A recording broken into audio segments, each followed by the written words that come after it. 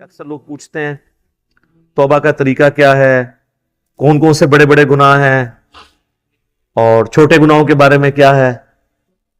تو توبہ تو میں نے آپ کو بتا دیا کہ توبہ یہ ہے کہ اپنی اصلاح کرنی ہے. اس کو میں دنیاوی مثال سے آخر میں سمجھا دیتا ہوں، پھر آگے چلتے ہیں. مجھے بتائیں، جس شخص کی زندگی میں ایک دفعہ، بالکل پہلی دفعہ کسی گرم استری سے ہاتھ جل جائے، دوسری دفعہ وہ ٹھنڈی کو بھی لگاتے ہوئے ڈرے گا نا کہ ہو سکتا ہے تھوڑی دیر پہلے کوئی استری نہ کر گیا ہوئے. اس لیول کا ڈر جب آپ کا کسی گناہ کے بارے میں آئے گا نا دوبارہ کرتے ہوئے، تو آپ سمجھ لیں آپ نے توبۃ نصوحا کر لی. یا ایھا الذین آمنوا توبوا الی اللہ توبۃ نصوحا، ایسی توبہ کرو جو آگے کو نصیحت ہو جائے. اور اگر ایسا نہیں ہے تو بس پھر ٹھیک ہے، ایک خیال ہے اس کو، آپ کے وشفل تھنکنگز کو لے کے آپ چلیں اور کبھی آپ شیطان کے اوپر ڈال دیں. میں تو یہ چیلنج کرتا ہوں بار بار کہ اگر گورنمنٹ آف پاکستان یہ اناؤنسمنٹ کرے کہ جو شخص فجر کی نماز اپنے محلے کی مسجد کی پہلی صف میں ادا کرے تو فی فجر 1,00,000 روپیہ، دوسری صف والے کو 50,000، تیسری والے کو 25,000. تو دنیا کے سارے شیاطین مل کے دنیا کے سب سے بڑے بے نمازی کی بھی فجر نہیں چھڑوا سکتے. ہاں کر کے دیکھ لیں. اگر آپ کو ہے نا ایسی آنکھ ہی نہیں کھلتی، وہ جی انہوں ہوش ہی نہیں ہوتی. ہم نے ان لوگوں کو بھی اپنے آفس میں دیکھا ہے کہ جن کو ہوش ہی نہیں ہوتی تھی، لیکن جب انہوں نے کبھی کسی آفیشل ٹور پہ دوسرے ملک جانا ہوتا تھا تو اللہ کے فضل سے وہ تہجد کے وقت اٹھے ہوتے تھے. تو یہ سب کے سب بہانے ہیں. پھر کہتے ہیں دعا کریں توفیق مل جائے. آج تک ہمیں کسی نے نہیں کہا کہ نہیں دعا کریں، ارادہ ہے گھر جا کے رات کا کھانا کھانا ہے توفیق مل جائے. نہیں، وہ کھانا ہوتا ہے. آج تک کسی نے ٹوائلٹ جانے سے پہلے کہا جی دعا کریں، مطلب ایک بڑا مشکل کام میں کرنے جا رہا ہوں، ہے تو مشکل کام ہے سر، پیشاب بند ہو جائے تو نہیں کھلتا، آپریشن ہوتا ہے، تو مہربانی کریں ذرا دعا کریں کہ اللہ تعالیٰ عزت سے یہ پیشاب میرا نکلوا دے.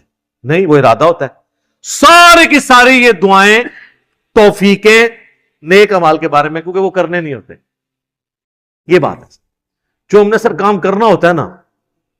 آج تک کبھی ہوا ہے کہ کوئی شخص ہمارے باوجداد میں بھی رپورٹ ہوا ہو، کوئی شخص مسجد میں نماز کے لیے گیا ہو تو شیطان دروازے پہ آ کے فزیکلی کھڑا ہو جائے آج تنوں میں مسجد ہی نہیں وڑن دینا.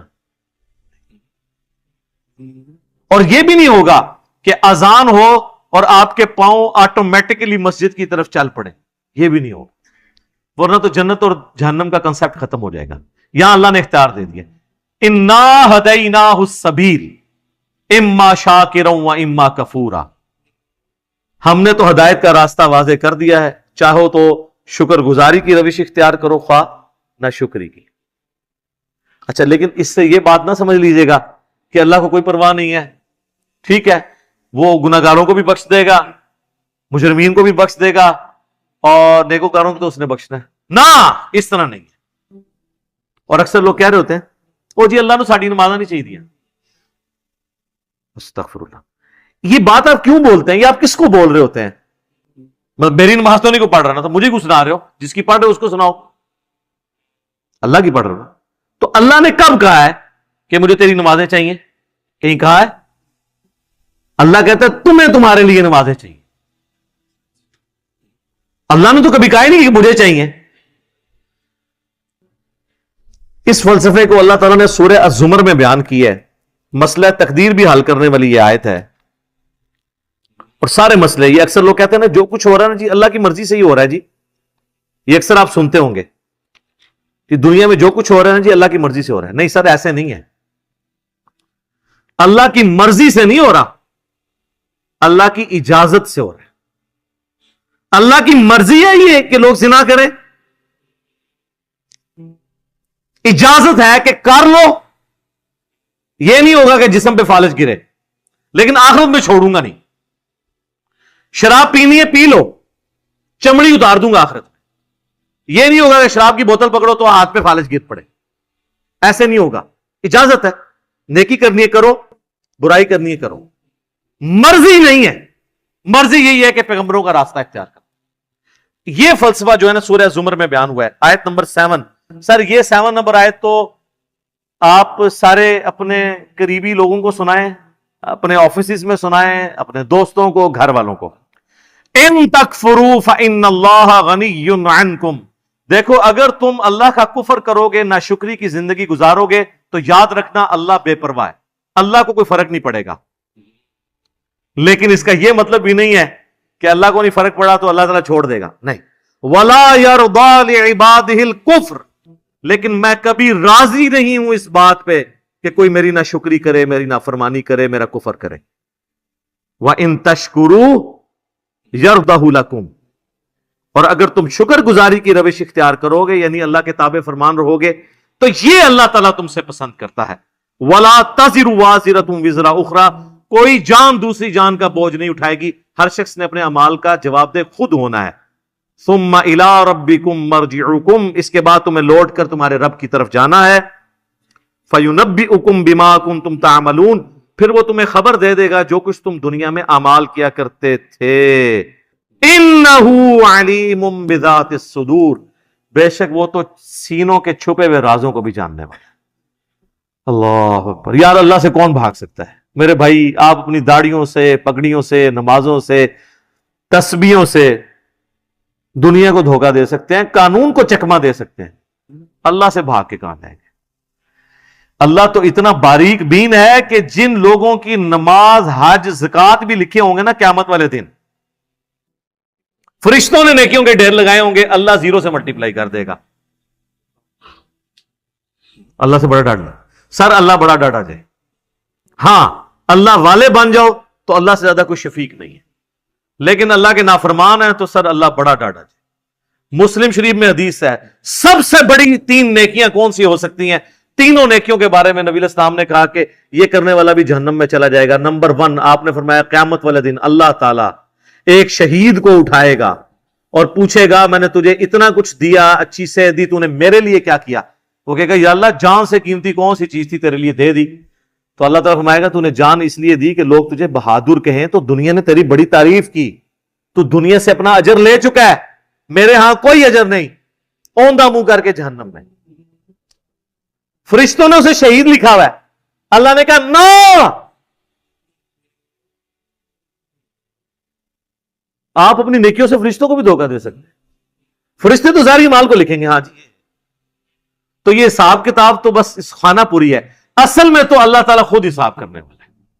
اللہم حاسبنی حسابا یسیرا، آمین۔ پھر اللہ تعالیٰ ایک سخی کو بلائے گا کہ اتنا مال دیا تھا تو نے کیا کیا؟ وہ کہے گا یا اللہ جو بھی مجھے جگہ ملتی تھی نا کہ یہاں پہ تو نے خرچ کرنے کا کہا، میں نے کوئی جگہ نہیں چھوڑی کہ وہاں پہ خرچ نہ کیا ہو۔ اللہ تعالیٰ فرمائے گا تو نے اس لیے خرچ کیا کہ لوگ تیری تعریف کریں کہ یہ بڑا سخی ہے، تو دنیا میں تیری بڑی تعریف ہوتی تھی،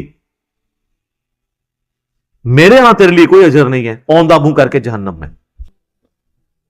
پھر قرآن کے قاری کو بلایا جائے گا، اللہ تعالیٰ کہے گا میں نے تجھے قرآن دیا تھا، تو نے میرے لیے کیا کیا؟ کہے گا یا اللہ میں نے اتنے لوگوں کو قرآن سکھایا، قرآن کی تعلیم دی۔ اللہ نے فرمایا یہ اس لیے کہ لوگ تجھے قاری کہیں، تو دنیا میں تیری بڑی تعریف ہوئی، تیرے نام سے پہلے بھی 8 دمیں ہوتی تھی، بعد میں بھی 10 دمیں لگتی تھی، یہ میں اس کی تشریح کر رہا ہوں۔ پھر لوگ کہتے ہیں نہیں دیسی تو لکھے ہی نہیں سی ہوا، دیسی اتنا کوئی نہیں لکھا ہوتا، وہ آپ کرنا ہوتا ہے بچوں، کیونکہ قرآن پرانا نہیں ہوتا۔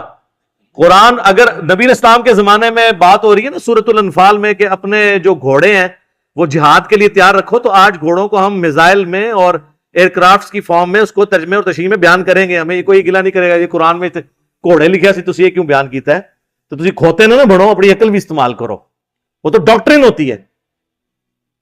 اللہ تعالیٰ اس کو اوندا منہ کر کے جہنم میں پھینکے گا۔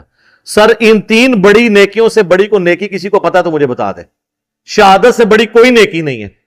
سب سے قیمتی چیز اللہ کو دے دینا، جان، اللہ کی راہ میں مال لوٹانا، قرآن میں نماز کے ساتھ آلموسٹ ہر جگہ انفاق فی سبیل اللہ کا حکم آیا۔ اور تیسرا قرآن کی تعلیم، وہ تو سر بخاری میں حدیث ہے تم میں سب سے بہتر وہ جو قرآن سیکھے اور سکھائے۔ ان 3 نیکیوں سے بڑی کو نیکی پاسبل نہیں ہے، لیکن 0 سے ملٹیپلائی، کیونکہ اللہ کے لیے نہیں کی۔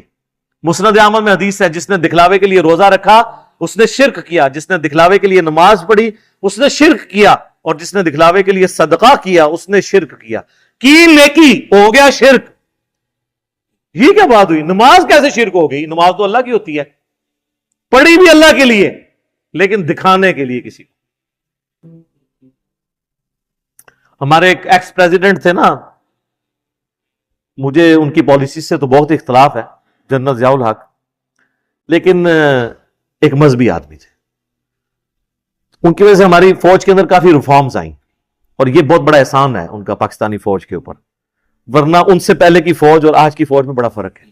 اب آپ کو مذہب کا رنگ غالب نظر آئے گا ہماری فوج کے اندر، اور جب فوج سے لوگ ریٹائر ہوتے ہیں تو میں تو سب سے زیادہ باقی اداروں کی نسبت ان لوگوں کو دیکھا ہے کہ پریکٹسنگ مسلمان ہیں، کیونکہ موت کو بڑا قریب سے دیکھ لیتے ہیں نا، تو بڑے بڑے لوگوں کی عقل ٹھکانے ہو جاتی ہے جب اپنے ساتھ آپ شہداء کی لاشیں اٹھاتے ہیں بارڈرز کے اوپر.